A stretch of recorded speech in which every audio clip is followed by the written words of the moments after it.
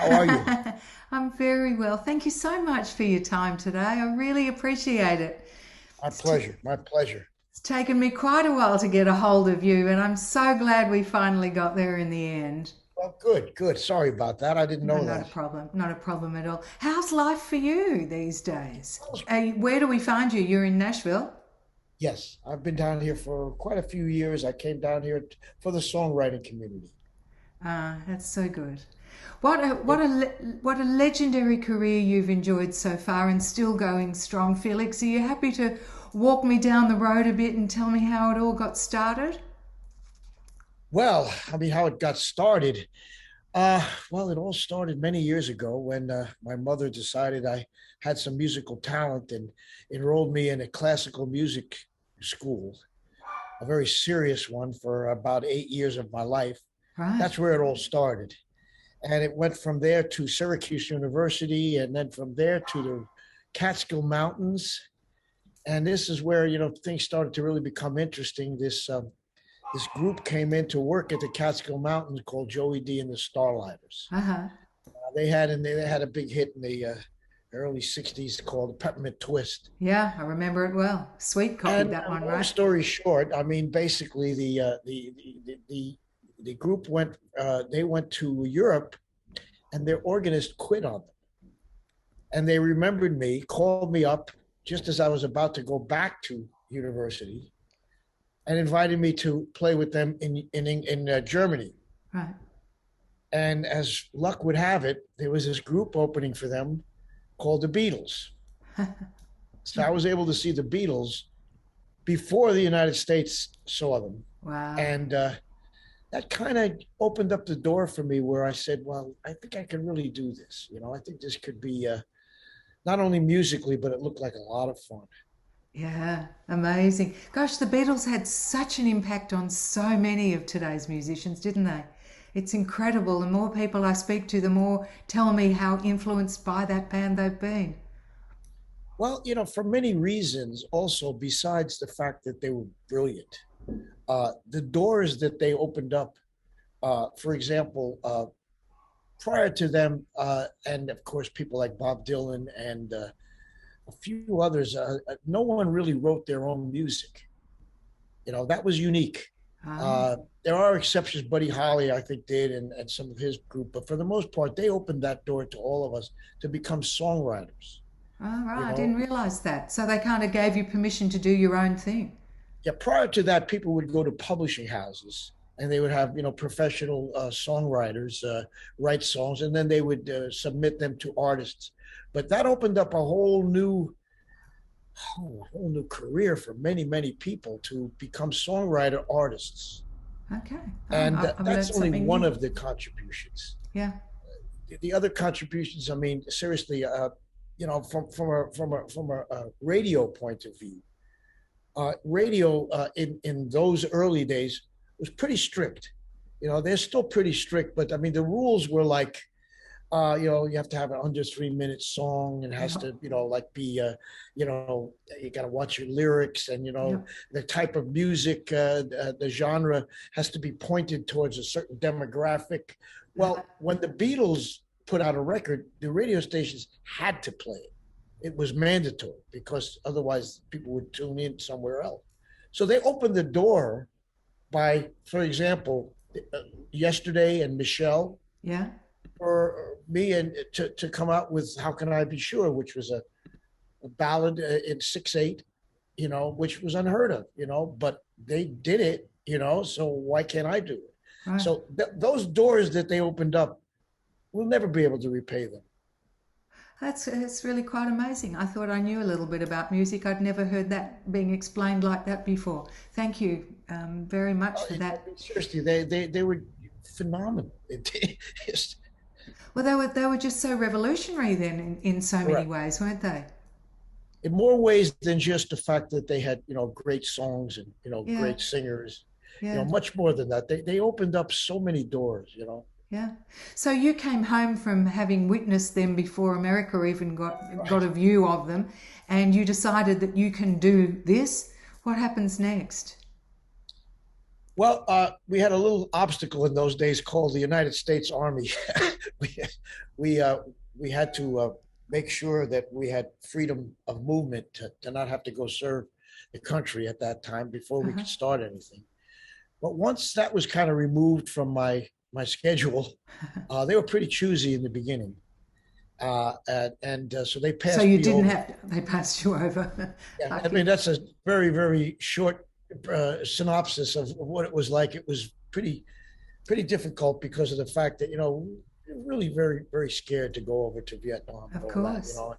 Fortunately, they thought I was not army material, which was fine with me. Yeah, it But would have worked for you. yeah, it wouldn't have worked. But anyway, so then I felt free to actually start a group and be part of something that had possibilities because I wasn't going to be taken away from. So that's when it actually started for me. It was around 1964 and beginning of 1965. So So I found these guys. music was always going to be your career, wasn't it? There was Well, not never a question necessarily. of doing anything else. No, that was not necessarily true. I started off in pre med at Syracuse University. My family were all in medicine of some sort, Huh? and I really had no idea that I was going to be. As I said earlier, my mom wanted me to be a classical pianist, and I kind of rebelled against that because, first of all, I found it very difficult to play exactly what this 200-year-old person wrote instead of contributing my own ideas or nuances. And I wanted to create, but I guess the universe had different thoughts for me.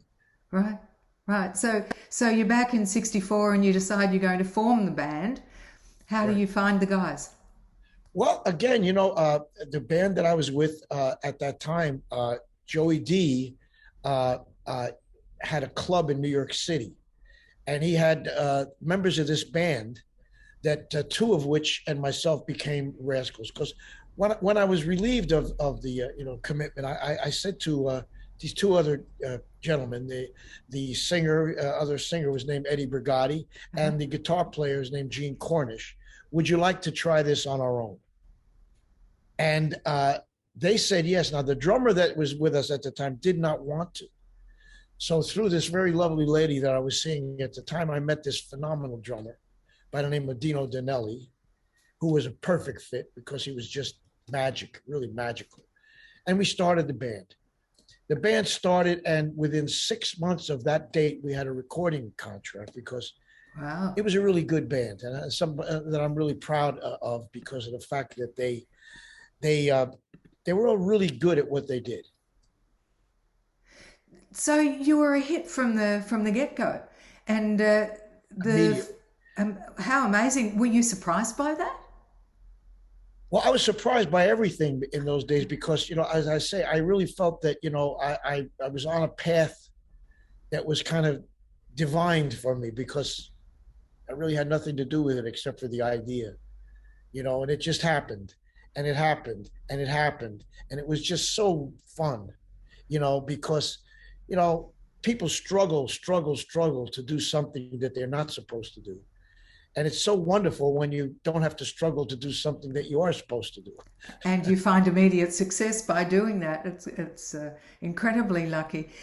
Your first hit was the 1966 cover of the Rudy Clark and Artie Resnick song "Good Lovin'," wasn't it? Which actually celebrates its 55th anniversary this Oh year. my goodness. That's a long time. Yeah. It is. Well, it's almost more than a lifetime ago, isn't it? Yet it doesn't seem so long, and the song somehow, in fact, all your songs are still so relevant today. It's quite amazing. But what made you choose that one to begin with? Well, in those days, the nightclubs were 21 and over. So they had a rule, the people who the proprietors, that you could not do original songs in those days. You had to do what they call covers, which means someone else had already recorded it and you're playing it live for the audience. Yeah. And so naturally, again, the constraints of creativity are tremendous when you have that. So I would go out and I would look and we would search and find records that we felt we could play that I literally had to go to the music store and buy the records to prove to the proprietor that these were not our songs, that these were records that were out, because some of them weren't hits. See, but they were things that I heard on the radio that really caught my ear. Yeah. One of them was Good Lovin'. Another one was Mustang Sally. It was not a hit at all when we first heard it. We took those and arranged them for the nightclub audience. Right. Immediately, people let us know whether you had a hit or miss song. Of course, it wasn't a record yet. It was just a song played live. But you knew the way the audience reacted to Good Lovin', everyone got up and danced. Well, a record company years later came and saw us play and said the same thing. You know, we're going to take that into the studio with you guys and we're going to record it. And lo and behold, became a #1 record. What was the rationale behind nightclub owners not letting you bring original material into the club, though? Well, as I say, it was over 21, and they really were not interested at all in anybody's creativity. They were interested in one thing, and that's, you know, selling liquor and making people come back. They had no musical, I don't think, really, you know, idea of anything other than sales. And they knew that if people recognize a song, you know, they would probably get up and dance and get up and drink. And they just had there was really no market, you know, in most of the clubs, most of the nightclubs. Now, there were exceptions, of course, down in Greenwich Village, New York. They would have the folkies, you know, they would do their own kind of song. Right. But they didn't command the type of audiences in those days that a nightclub would, which was a paying crowd, you know, with a cover and with liquor charges. So they were catering to that audience. Oh, that's interesting. So it wasn't very long after that, though, that you started writing your own material. Yeah, well, the idea was to do that all along. You know, we just had to kind of prove ourselves. And, you know, once you have a big hit record like that, the record company kind of pays attention to you. So at that time, when you did have that as a hit record, and of course it did go straight to the top of the Billboard charts, could you have gone back into the nightclub then and performed it because you'd already recorded it? Well, by then the transition was taking place now, because now you have Beatles and Stones and Kinks and Animals and people coming over here who are doing things that are to be the so-called records of tomorrow. You know what I mean? So they're new, but however, they're not on the radio unless by them. So this was a period of change. This was a major change in the music business. Prior to that, as I say, everybody did covers. Everybody did other people's songs. But as the 60s progressed, that all changed. Oh, what an interesting time. So the first original one that you released and that was a smash hit was Groovin, wasn't it? That's the first one that really was a big hit. You know, we had a song prior to that was called I've Been Lonely Too Long. That was a pretty good hit. But, you know, it was a big challenge because you're following a #1 million seller, Good Lovin', and you know, basically trying to write on your own. It was not that easy because, you know, first of all, we're not professional writers. You know, we had to have some really good luck, good fortune to be able to find a hit out of our own, you know, repertoire, because it's a pretty high level was out there in those days coming from England and places. You had to rise to. Yeah. So, but you found your songwriting voice in a very big way. Very fortunate. I mean, you know, we had, you know, a couple of near misses, and we were fortunate to find a mother lode. Well, Groovin was huge. What were you writing about? What was the inspiration for that one? Well, basically, there's two aspects to every song. You know, of course, one is musical and one is lyrical. The musical part of it is, you know, we grew up, you know, in New York City area. There was a tremendous Latin influence. You know, I mean, the music was everywhere, and these people really supported their music. So I was exposed to it many times in my life, and I put just a conga in this song, just no drums, conga. The record company went completely bananas, but you know, it was a perfect idea because it fit the mood.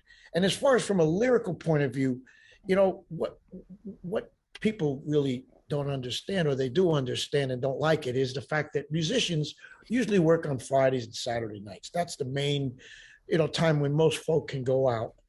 And our women friends hated that Yeah, of course. because they felt They were left completely home left out alone. of the Yeah. yes. So the easiest and nicest thing to do is to tell you I love you on Sunday afternoon, and so grooving on a Sunday afternoon became very, very popular with musicians and our women, thank God.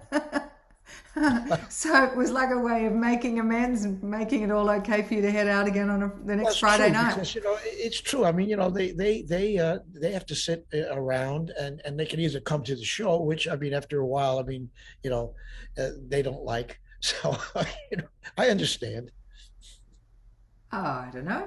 It wouldn't be too bad, It's and not they, too bad, but I mean, like I say, it was a good kind of reason to say I love you to somebody. yeah. Oh, that's very cool. So that was what was in your mind when that song came to fruition. Yeah, I think that's really the if it was conscious or subconscious is another question, but that's it. Sunday afternoon was our time. Yeah.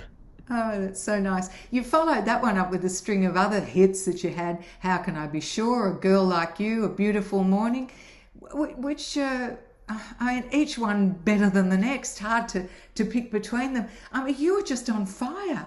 Yeah, very fortunate. As I say, when you hit that certain line, where things are clicking like that. But again, first of all, Atlantic Records provided an environment for us, just a perfect environment to make music. First of all, we were given free studio time, which is unheard of.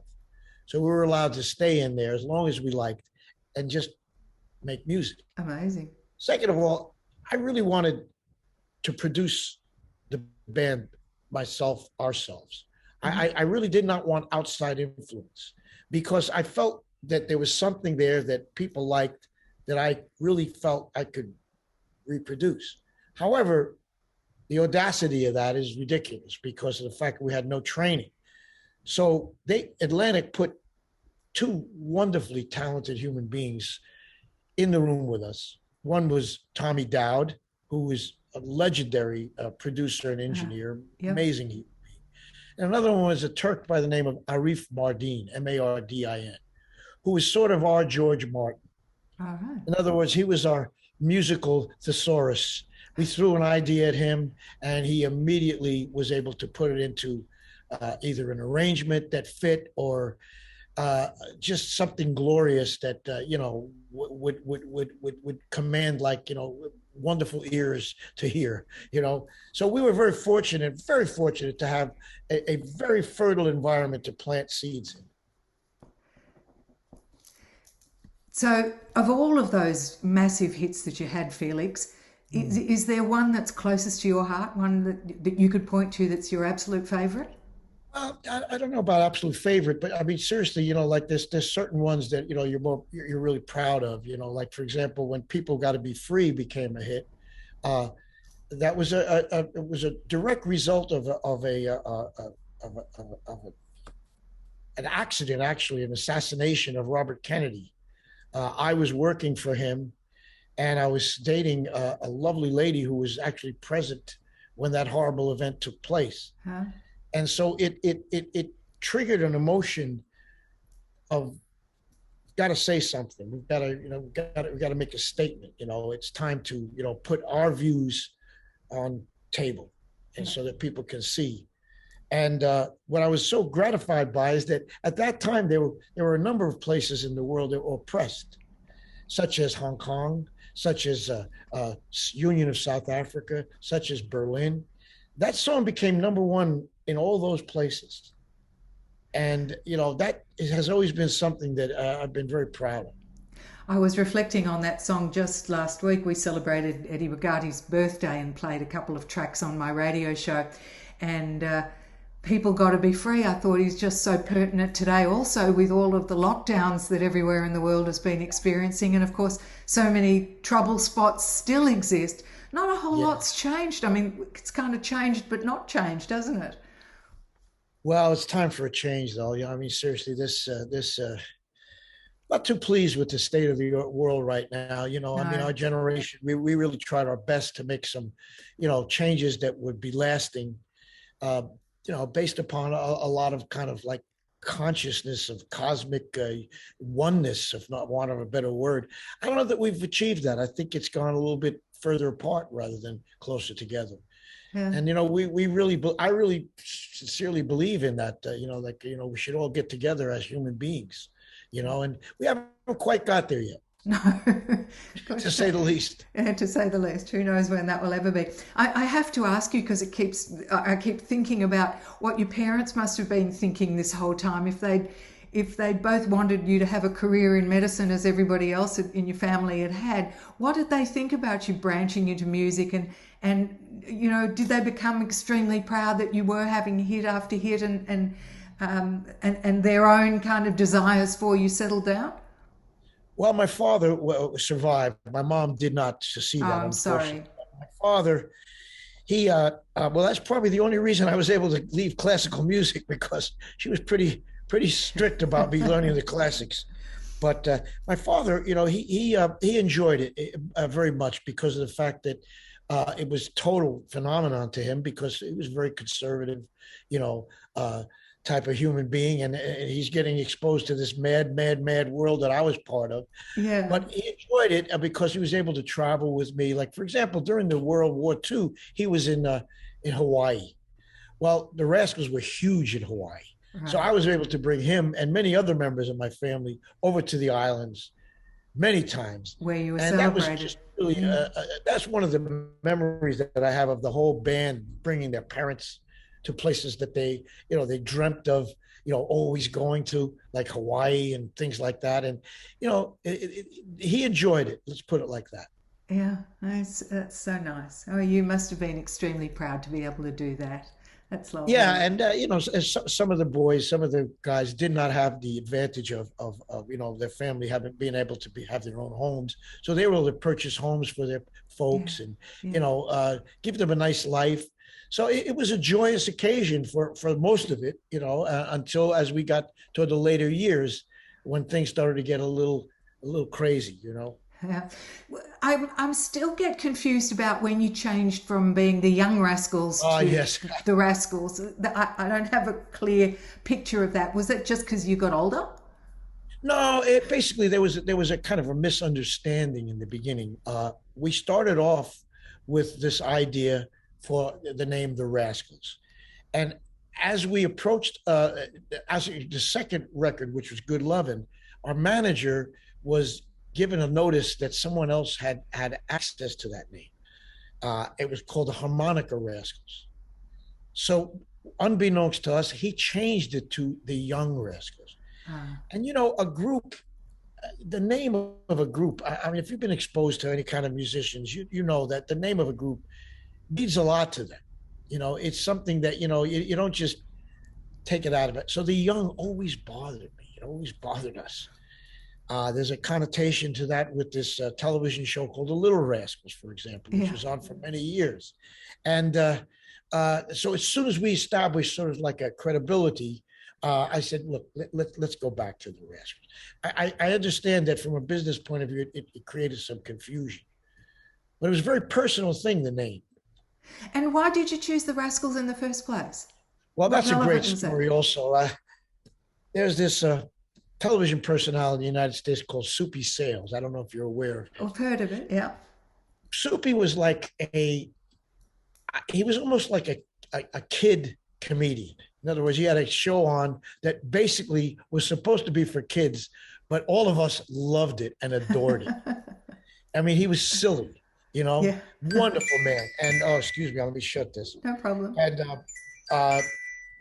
so basically what happened is he had a hit record. He had a hit record called The Mouse. And we were being big fans. We were undiscovered. So we decided to go to the television station where he was broadcasting from and address him if he would need a band to go on the road. Right. We had a meeting with him in which it was historic because he started making jokes immediately about us. And, he said, okay, when we show everybody grab your wallets, be careful, these guys are around here, And so we started laughing. And then he asked us, after we told him, Super, you've got hit record. Maybe you could use a band to go on the road. And he said, I never realized that I needed a band, but now you bring it up. What are you guys called? We didn't really have a name. So he said, gee, I know what I'd like to call you, but we couldn't put it on a billboard. He said, so, so he gave us this name, the Rascals. Oh, he could have just as well said the Cheeky Rascals. He could have said whatever he wanted. We were ready to, we had a ball with him. And he said, look, he says, I noticed since we started, you laughed at everything I said. This could come in very handy on a show. So you worked with him for quite a while? No, we didn't really. It was a short-lived thing, but it was something that I'll always cherish because he was just a wonderful, wonderful human being. He's gone, of course, but it was a joy to work with Soupy Sales. Indeed, and a great story. So it actually gets to the 70s now, and in 72, the Rascals disband. You haven't been together all that long. I mean, not even a decade. No, What's the story there? We had a tremendous amount of success in a short time. Yes. Yeah. Yeah.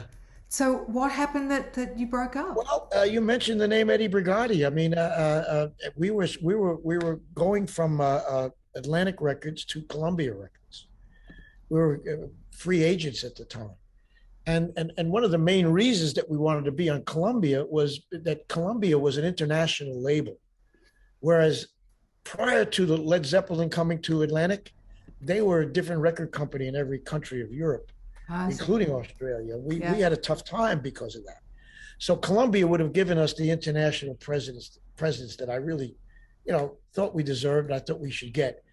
But I guess Eddie had a different idea. At the contract signing, he decided to leave. Just like that. I'm out of here. To us, it was just like that. Now, it may not have been that way to him because he had also tried to leave earlier than that. And I used to study very, very, very much with a guru from India during those years, and he was respected by Eddie and all the rest of the guys, the band. So we had a meeting, and prior to his, leaving for finalizing it, he had tried to leave about a year before that. But Swami kind of talked him into, this is what you're supposed to be doing on this planet. This is why God here. So you really can't leave what you're supposed to do, can you? And he stayed, but it was in name only. He was unhappy. I don't really know the reasons why, but we really at that time were caught really totally off guard with the transition. So after that, it just kind of really fell apart, and I tried to establish a new entity, a new Rascals. Yeah, it's not easy to establish a new thing when people are used to a certain sound and a certain You couldn't replicate Eddie's sound? I really wasn't trying to replicate it because it was so different. Each one of the Rascals seriously had their own contribution to the total. It wasn't. It was a group effort. Even though the songs were emanating from myself, primarily musically, especially, it was a group. It was a sharing. And when that wasn't there, it took a different tangent. And I think the audience, I stepped maybe too far out with the music. I took it way out, because it was interesting because at that time, FM radio was popular. When we started, AM radio was popular. So groups were doing like long solos, they were having extended versions. The rules changed again.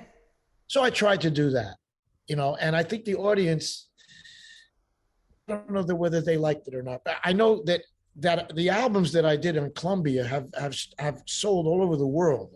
In Japan, especially, and in Asia, we did very well. But we didn't quite get that success that you get in the United States from the Rascals, which, is the way it goes. Yeah. So that was the end of the Rascals by 72. And you went off and had an extremely successful solo career following that. Yeah, I did. It's awfully difficult to follow a million-selling act. I mean, a few people have, like McCartney's done it, of course.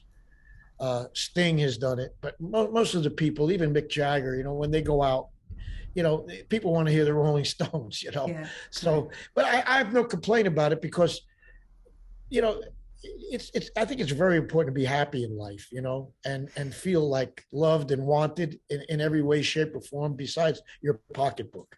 But And you know, all those years that I spent afterwards, oh, I've been so happy with. I mean, I've been with the band I'm with right now for 17, 18 years, and it's a joyous feeling, you know. yeah, I'm speaking with Felix Cavaliere from the Rascals. Felix, it must have been difficult though to ride that emotional roller coaster. I mean, to at one stage be so high and then to come down off that. How did you handle that, or was Swami still with you and helped you deal with what was coming next? Absolutely, you got it. You know, basically, when I met the teacher, you know, I actually, you know, I met him same time when George Harrison and the Beatles were talking to Maharishi, and Yeah, I spoke to him about this. You know, he said he highly recommended that I do get involved with this world. When I first met Swami, Satchidananda was his name. He was the gentleman who opened up the Woodstock movie that yeah, you see if you go on. yeah, I was really at the peak of my career, but I noticed the kind of lack of stability that the music industry provides for us, you know. And I was very young, I was still in my early 20s, but I realized you're only as good as your last record. yeah, You know, yeah, there's tomorrow may disappear at any time. So I was kind of aware of it, you yeah. know. Luckily, Luckily, well, my father told me that as well. I mean, basically, he says, you know, if I'm a doctor my whole life until I decide to take the sign down. But you guys, you better keep making hit records. yeah, So it's a very unstable platform to, you know, yeah, yeah. exist on. And that's why parents always want you to have that solid career that you can count on till you're 95. And they're absolutely correct. Yeah. So I I bet- was feeling like, you know, I was feeling like, oh my God, you know, why are these people around me? Because I'm so nice? No, because I'm making tons of money. But if I don't make, uh-oh, I better wake up or grow up or, so I was prepared. I So was you were prepared. sensible with the money that you were making too, and Not you only didn't the get money, taken but the advantage of. emotions. I was sensible with the emotions. I mean, I realized, wow, you know, and then being around a man like this, a holy man like this, really balances you Yeah, in life because of the fact that, you know, I saw him receive like awards like from the United Nations and things like that, and he just never blinked an eye. I mean, it was just like, you know, I'm still who I am before you gave me this, and I yeah, said, wow, that's what I want to be. I want to be a level human being. And then as Italian, that's not the easiest thing to do, you know. yeah, yeah. Hard to keep your feet on the ground no matter who you are, but Hard to keep he your feet on showed the you that. ground. Yeah, yeah. But well, I'm so pleased to hear that you did manage to do that. And in your solo career, you've put out some fabulous records also, most Yeah, notably with the guitar legend Steve Cropper, who I love. You just recently celebrated his 80th birthday. I did. Yes, I did. Yeah, he uh, he lives here as well in Nashville. There's quite a few of us here in Nashville, Yeah. and my goodness, I've known him since those days when he was with, you know, the Memphis people with Booker T, and you know, as a matter of fact, he recorded Groovin. They did Groovin as an instrumental way back when. Ah, I But didn't know he's been a that. friend for many years, Yeah. and around here, the kind of tradition is instead of, you know, getting together and just having a drink, you get together and you write a song. That's the way it Much more obviously productive. exactly. And we have a ball doing it. And there was a third party there who said, "Well, why don't you guys go after a record deal?" And we had not the faintest idea of that. We just were writing, but it worked. So Ah, you know, we did, and it was fun. It's just if you can enjoy what you do, you're way ahead of the game. yeah, that's a great quote, isn't it? So it's all fun for you now, and on it goes. Well, you know, it's fun. I mean, obviously, it's a lot different fun today. We have a lot more hurdles to, you know, for example, the pandemic, you know, and you know, there's just the business is totally taken a turn to I'm not sure what. You know, we have the streaming happening Of now, course, you've and seen the a lot of streaming has changed. changes. Tremendous changes, especially in the songwriting part, which is Yeah, what I really wanted to jump on and be part of. It would give me a lot more. home time as well. But everything's changed, and it's a different world in all aspects, especially in the music business. So you have to try to adapt to that, survival of the fittest. And, I enjoy most of it. But of course, the business part is something that I have to channel out to someone who can help me with all that. You still got as much energy today as you had when you were younger?